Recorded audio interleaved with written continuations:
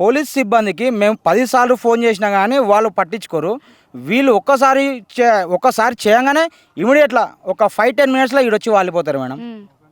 మేము ఇళ్ళకు హనుమంతునికి వచ్చి మేము పూజ చేయాలంటే ఆ గేట్ దగ్గర నిలబడి 1 గంట నుంచి గంటన్నర నిలబడాలి పోలీసు వాళ్ళు వచ్చే వరకు. అంటే మేము చేయాలి. ఏ రోజు పూజ చేసుకోవాలనుకుంటే సాటర్డే ట్యూస్డే పక్క వస్తాం మేడం. ఇక్కడ ఆలిపోషమ్మ పెద్దమ్మ టెంపుల్కి సండే వస్తాము. హనుమాన్ టెంపుల్కి మాత్రం సాటర్డే ట్యూస్డే పక్క వస్తాం ఇక్కడికి రావాలంటే పర్మిషన్ తీసుకున్నారు. మేము ఇక మా అవసరం కాదు మేడం. గేట్ కాడ నిలబడి మేము పోలీస్ సిబ్బందికి ఫోన్ చేస్తే గంటన్నరకు వస్తారు వాళ్ళు.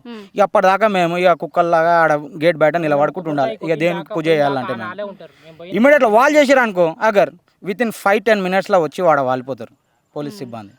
అలా ఉంది. పోలీస్ వ్యవస్థ కూడా మొత్తం 100% వాళ్ళ పక్షాన్నే పనిచేస్తుంది మేడం. ఇది అసలు సివిల్ మ్యాటర్లకు పోలీసు వాళ్ళు ఎంటర్ కావద్దు. ఏమన్నా కొట్లాట జోదినం గినం ఏం చేస్తే ఎంటర్ కండి.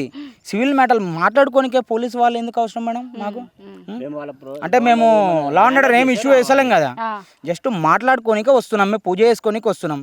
అసలు పోలీసు వాళ్ళు ఎందుకు ఎంటర్ కావాలి మేడం వీళ్ళకి సివిల్ మ్యాటర్లకు? అంటే ఎంటర్ అవుతారా అంటే ఎంటర్ అవుతారు. వాళ్ళు వాళ్ళ మొబైల్లో కాకుండా వాళ్ళ ప్రైవేట్ వెహికల్ ఎక్కిస్తారు.